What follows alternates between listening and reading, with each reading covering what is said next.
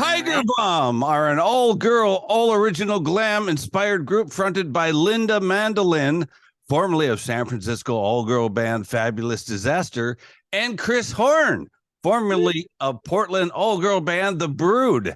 They've combined forces for their latest rock and pop explosion, Tiger Bomb. So, ladies and gentlemen, please welcome with me Lynda Chris and Lynda. Thank you. We are very happy to be here. Yeah, I'm glad you guys could be here too. Yes. It's 7:30 in the evening on the East Coast. It's Monday morning at 8:30. Oh my gosh. Right. Yeah. So, fire up the coffee. Oh, I've already had like 4 cups today. You know?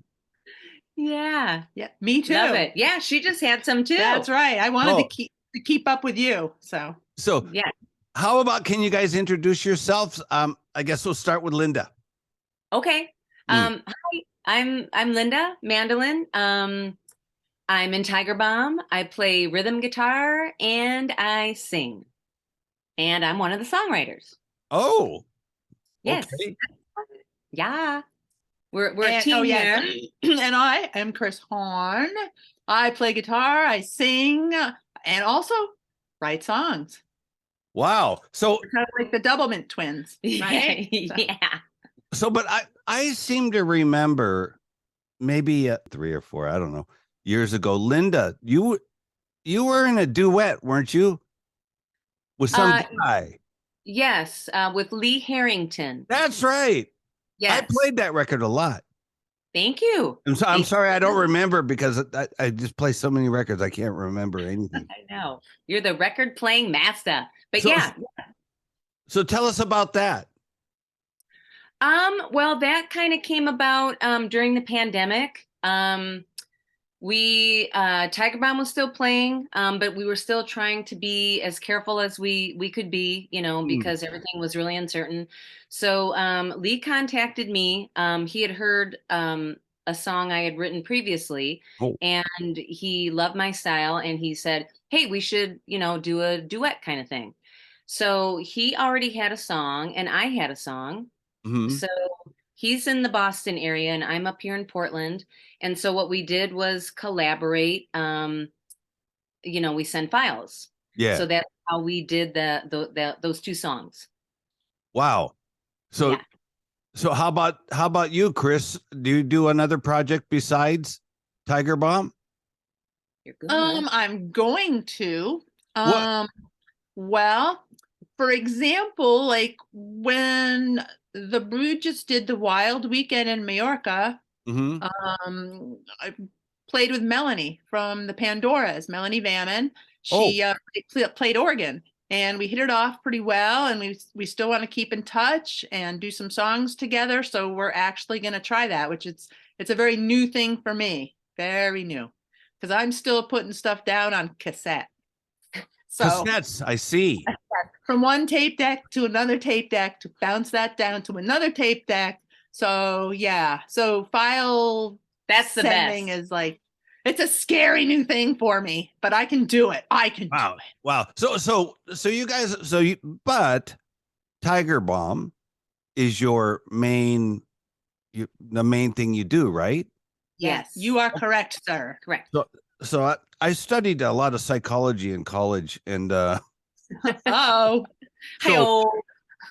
you have Chris, do you have any kind of feelings of jealousy or whatever if Lynda plays in another band, or how do you feel about that? No, because I know in my heart the Tiger Bomb is always number 1 with her, just like it is with me. So, it's good to keep musically active and do stuff and, have fun and make music. I mean, that's what it's all about. Yes. That's very good. I think you're mentally healthy. How about Thank God. How about you, Lynda? So Chris is going to be playing with Melanie from the Pandora. I get so jealous. I just can't stand it. Oh, no. Because I don't know if you guys know we're this. 3,000 miles apart. We're 3,000 miles apart. Yeah. Oh, wait a minute. So Lynda, you don't live in near Chris? No, Oh, I yes, met we do. Melanie and I are 3,000 miles apart. Oh, I see. I don't think there's much to be jealous of. I don't know. Perhaps long distance jealousy. No. I'm just so jealous. No, no, but you know what? I think too, the older we get, like the more mature we are, and realize that life's short, right? And you just gotta like do what your heart wants and have fun doing it. I mean, that's where I'm at. And I was so unbelievably lucky to meet Chris like 10 years ago. No, 9 years ago. And to meet her in Portland, Maine after moving from California. And I had already known, I was a Brood fan anyway. Oh, and so when I found out that, she was here and possibly looking for somebody, I'm like, oh my God. So a mutual fan introduced us. Yeah. So that's how that started. So I was really lucky. I'm like, so you guys have known each other for 10 years? Just about. Time flies. I'm going to say close enough. Yeah. Just nine, about. I think. Yep. So okay, first off, don't rush it. Yeah, before I ask you how the band started, then how did the name come about? Oh, have you been to Thailand? Have you been to Thailand? No, I've played Japan before though. Oh, so overseas. You know what Tiger Bomb? Well, yes. Oh, that bomb. Because so we had lists and lists of names, and then everybody says it says Tiger Bomb. So I thought it was pretty funny. So I was like, oh, how about Tiger Bomb? And then it was like, okay, it's great. And it is. And other people that say, oh, is your band Tiger Balm? I'm like, no, who would name a band Tiger Balm? This is I usually go instead Balm, it's Tiger Balm. Yes. You have to explain it to people sometimes. Yes. You shouldn't have to, but you do. Yeah, when I first heard Tiger Balm, and one of my Japanese friends said, when you have pains, you put it on your back of your ear and stuff like that. I was like, what's it called? Balm, balm.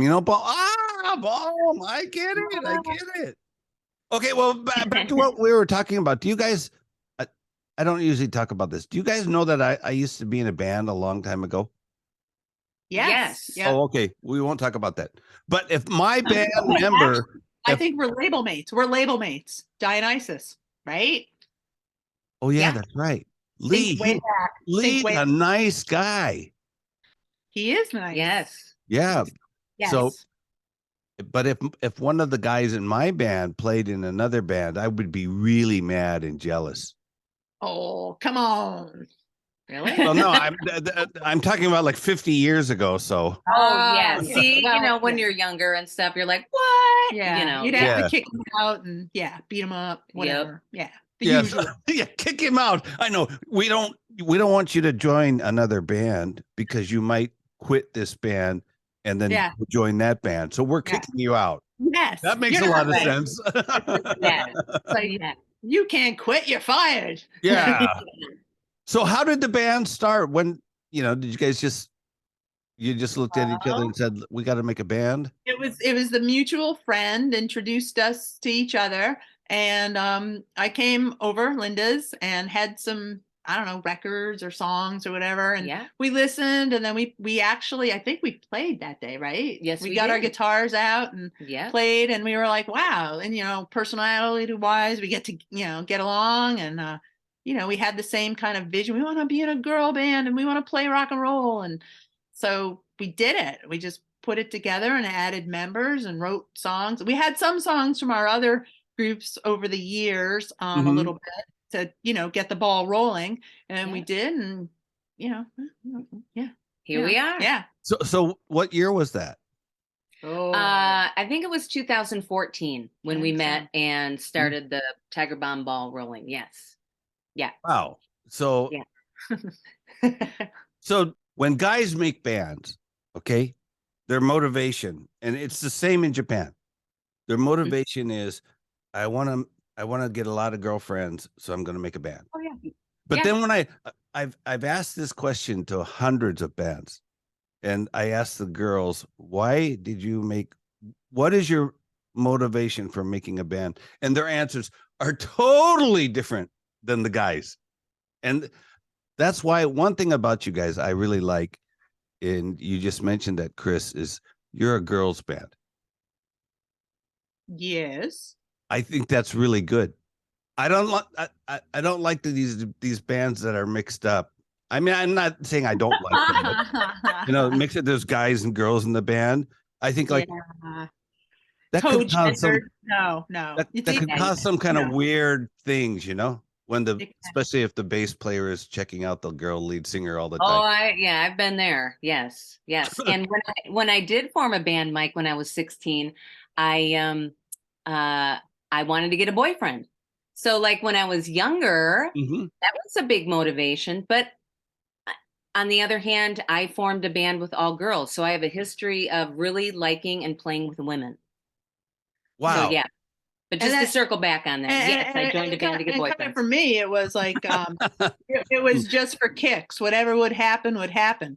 We played, we lived it, we loved it. It was like for fun and for kicks and just do it. So we did it. So, Chris, where are you originally from? I'm gonna go with Portland, Maine. As like a small child, the family moved around a little bit, but basically, Maine. Well, I'm going. I asked that question because you have a very and I can just tell you remind me of a New Yorker. Well, funny you should mention that. I did live in New York for about about maybe 10 years. So I lived in. I was born in Quincy, Mass. Dickdale. Okay, same hometown as Dickdale. Wow. Quincy, Mass. California, New York, Maine. Was your dad in the military? No, he started it on the ground floor, kind of like he worked for American Airlines and did computer stuff. So he kind of got in on that. Early ground floor computer stuff in the 60s and 70s. Cool. Wow. Yeah. Wow. Okay. So what's going on now with Tiger Bomb? Are you guys touring? You're recording? What are you doing? From a great trip, we went and played Mallorca, Spain for the Wild Weekend. Tell me all about that. Okay. I love Spain. That was Wild Weekend. Wow. Wild Weekend. Yeah. So, we had a blast. We went over, Tiger Bomb did, and Chris reformed the Brood. The people that, got it together, they're from Australia, right? Yeah. Babs and Josh. Sinbad. Yeah. And so we, flew over there. It was played on a Friday night. Chris played on a Saturday. There was like different themes for each night. Yes. Thursday was sexploitation night. It was like Wild Weekend goes to the movies. So Thursday was sexploitation. Yep. Friday was film noir or silver screen. And then Saturday, creature feature. Monsters. Wow. Monsters. Yeah. So he encouraged people to like dress up, audience and bands. And it was great. My God. We played with the Stompin' Riff Raffs. Yeah. From Japan. I know them. My mind. And then also Six reformed and played, and they were like insanely good. Amazing. So, oh my God. Yeah. The Sticks? You mean no, Six. S-I-X. Oh, Six. You mean the Japanese band Six? Yeah. Oh, yeah. Really? Nobody tells me.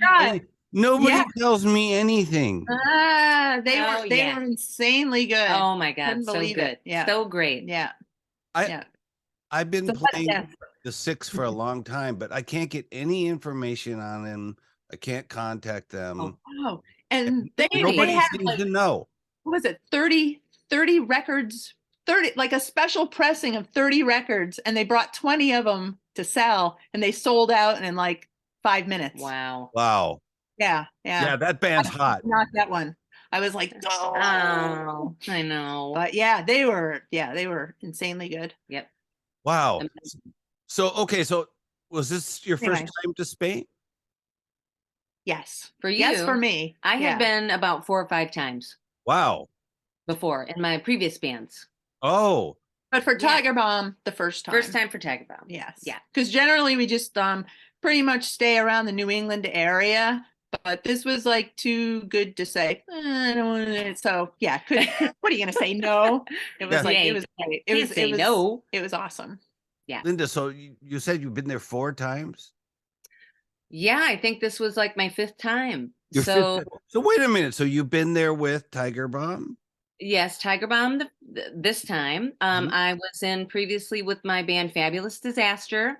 And then years before that, I was with my very first band, all girls from Detroit, called Inside Out. So we were there in the early 90s, and we had a blast. It was amazing, as you know. Was that you, or was that Linda Mess or Trixie Delicious? Trixie Delicious was in Sassy, so no, she wasn't there. But Linda Mess only lasted for 6 months. That was on one release. You really did your homework, Mike. I love it. But no, it was just, a 3-piece band. Inside Out was all girls. We were one of the first female punk bands to play Eastern Europe after the wall. And we also did and we did a Peel session over there. Wow. I used to trade records with John Peel. Really? Well, it's been a long, when did he die? He's been gone a while. He's been gone a while, but 10 or 15 years, I think. And Rodney, I moved to Japan in 1983. Wow. So there were no foreigners here at all back then. No. But anyways, those guys would write to me and tell me, Mike, I really want like the Japanese release of, some record. Like the one I really remember is Ride, the Grasshopper record, because it had four songs on it that weren't released anywhere else, just in Japan. So they were dying for that. Oh my God, we got to have that record. Okay, I'll get it for you to send it to them. So yeah, that's amazing. Yeah, he turned on so many people to new music and new bands. Yeah. Incredible. So you guys are just back from Spain. You had a great time. Did you gain 10 pounds while you were there? Not so bad. Maybe 5. Yeah, the food was great. The food was great, huh? Yeah. Oh, it's just the best. Yeah. It was great. What do you got planned for the summer and fall? And you got anything planned for next year? We got a lot of shows coming up, and mostly we're getting ready to record album number 3. We've got 14 songs in the works. We're working hard, getting them in shape. Hopefully we're looking maybe September. Yep, go in the studio. Today we practiced for 3 hours. Oh my God. Unheard of. Yeah. It was like, my shoulder. But yeah, it was great. What's the name of the new album? Have you decided? We don't know yet. Not yet. We don't have. We're kicking around a few things, but no definitive title yet. Right. Yeah. Yeah. I'm sorry. Go ahead. No. So how many songs have you recorded for the new album? We will probably begin recording in September, but we have 14 ready to go. Yeah. We're working on them, them up, working out the details. Like we know them, but we gotta know them. We gotta know. What do we call it? What do we call it? We call it sausage making. Yeah, we did a lot of sausage making today. Yeah.